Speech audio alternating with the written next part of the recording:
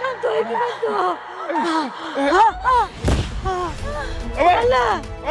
কি হলো?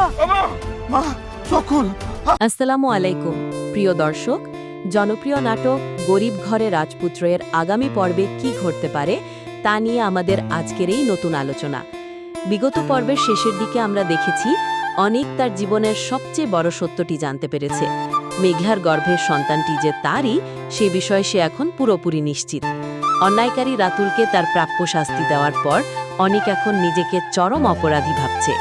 অন্যদিকে মেঘলা হাসপাতালে জীবন মৃত্যুর সন্ধিক্ষণে দাঁড়িয়ে আছে।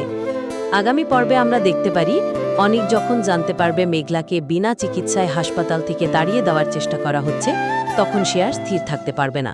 সে সমস্ত বাধা উপেক্ষা করে দ্রুত হাসপাতালে পৌঁছাবে এবং মেঘলার পাশে দাঁড়াবে।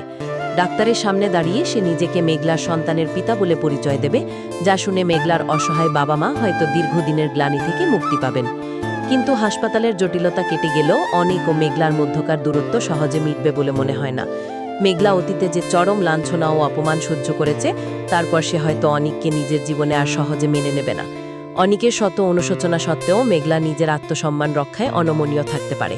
পাশাপাশি মিষ্টির পরিণতি কি হবে তা নিয়েও দর্শকদের মনে প্রশ্ন রয়েছে। মিষ্টি নিজের ভুল বুঝতে পেরে এবং অনিককে চিরতরে হারিয়ে মানসিকভাবে ভেঙে পড়তে পারে। অনিক কি রাতুলকে পুলিশে সোপর্দ করবে নাকি নিজের হাতেই আরও বড় কোনো শাস্তি দেবে, তা আগামী পর্বগুলোতে দেখার মতো একটি বিষয় হবে। প্রিয় দর্শক, ভিডিওটি যদি আপনাদের ভালো লেগে থাকে তাহলে ভিডিওটিতে লাইক, কমেন্ট এবং শেয়ার করতে ভুলবেন না। আর ভিডিওটিতে যদি নতুন হয়ে থাকেন তাহলে চ্যানেলটি সাবস্ক্রাইব করতে ভুলবেন না। ধন্যবাদ।